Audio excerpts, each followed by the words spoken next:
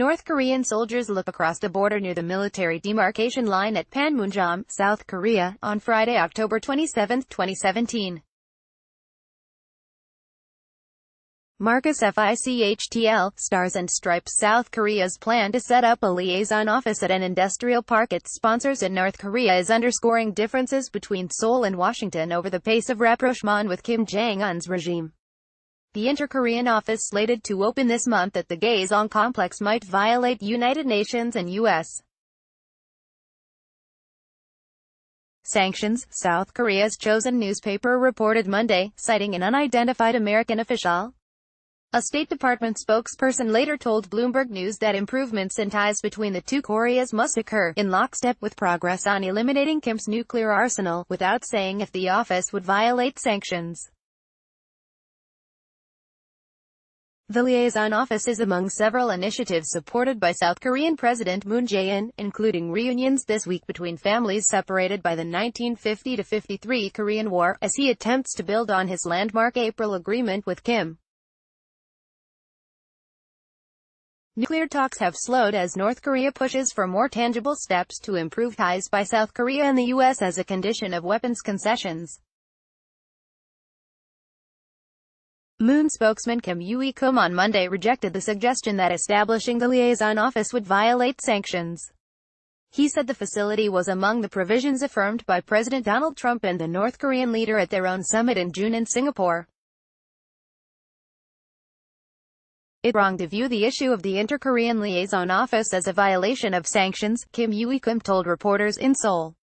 This is not to provide North Korea with any economic gains. The issue has emerged as the region prepares for a new diplomatic flurry aimed at resolving the dispute over North Korea's nuclear weapons, with Chinese President Xi Jinping considering a trip to Pyongyang next month, the Straits Times of Singapore reported Saturday, without citing anyone. Meanwhile, Moon planned his own visit to the North Korean capital, the first by a South Korean leader in 11 years. Moon must strike a difficult balance with Kim, amid U.S. pressure to maintain sanctions against the regime. At the same time, a commentary published Monday by the state-run Korean Central News Agency criticized what it said was a lack of consistency by South Korea and arguing that peace could only be achieved without the help of outside forces. Moon needs to slow down his push for improving inter-Korean relations, because the relationship between South Korea and the U.S. will be on the line, said Song Jae-ik, who teaches national defense studies at Hanyang University in Seoul. Moon's efforts to relax South Korean pressure can't go hand in hand with a U.S. administration hesitant to lift their sanctions, Song said. U.S.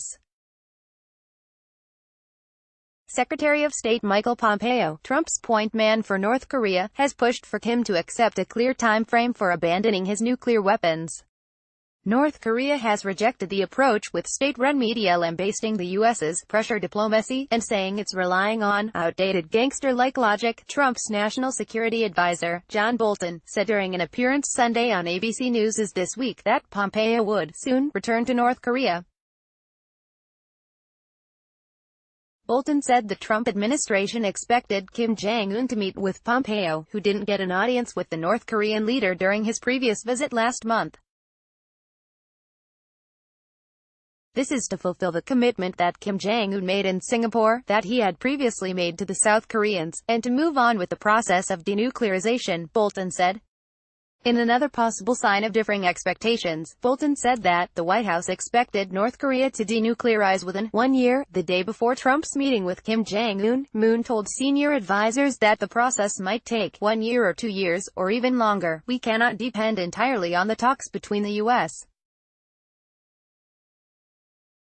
and North Korea to solve the issue of hostility in North Korea's nuclear program, Moon said at the time. South-North talks have to be successfully carried out, as well.